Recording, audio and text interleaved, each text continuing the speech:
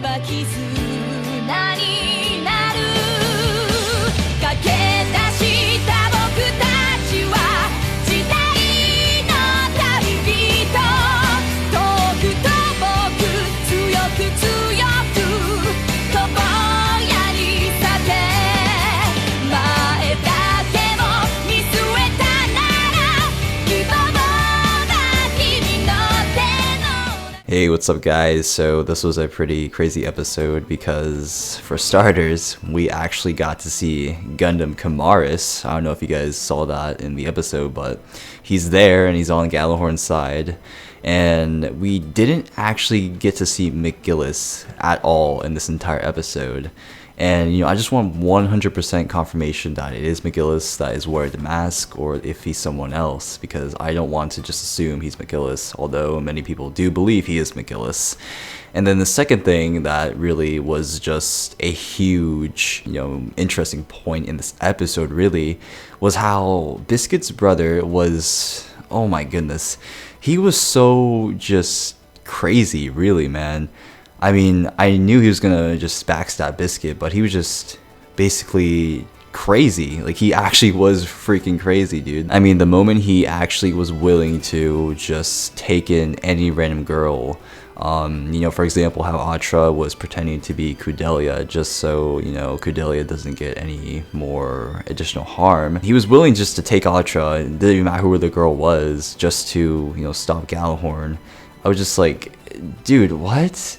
Like, the man seems like he's just so lost, and I just feel so bad for Biscuit because he used to look up to his brother as like this huge role model, and it's just so depressing to watch, really.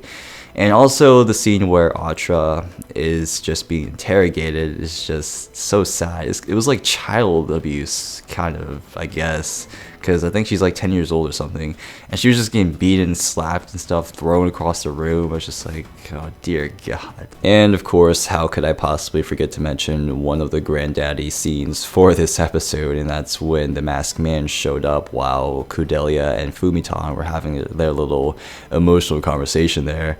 And you know, I was pretty surprised as to what exactly happened in the scene.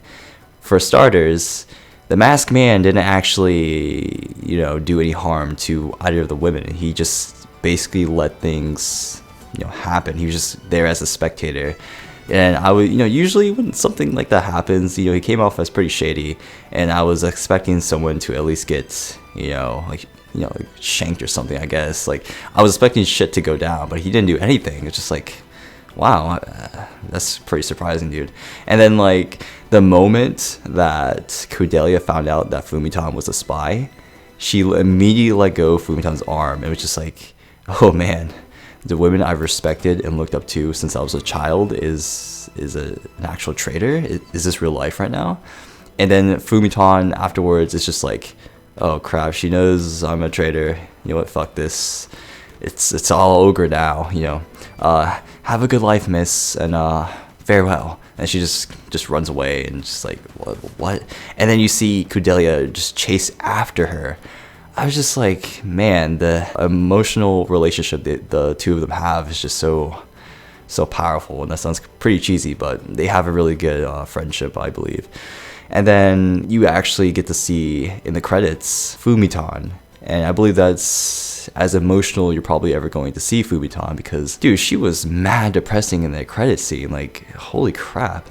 And you know, you just sort of get that vibe that she's probably going to die. I mean, let's all be honest now. This is IBO, right? People die. It's been quite a while since someone actually has died, because, you know, Iron-Blooded Orphans loves to kill people, and why not kill Fumitan? I mean, that'll make the fans very pretty sad. You know, let's always keep them pretty excited. Let's make them hype. Let's get them happy, and then let's kill someone to make them sad again. Let's just fuck with their emotions, right?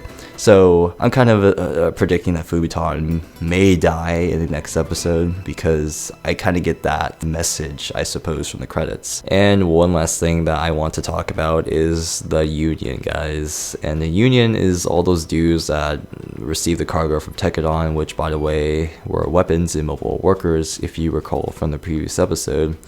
and just, oh Jesus freaking Christ, like these guys are going to die. Like, oh my god, I guarantee you like 40% of the men are just going to die because they seem like they're incredibly YOLO and they have like no knowledge of combat. So yeah, Galahorn is going to rip their asses apart, and most likely Tekkadan will come to the aid and just help them out, I suppose.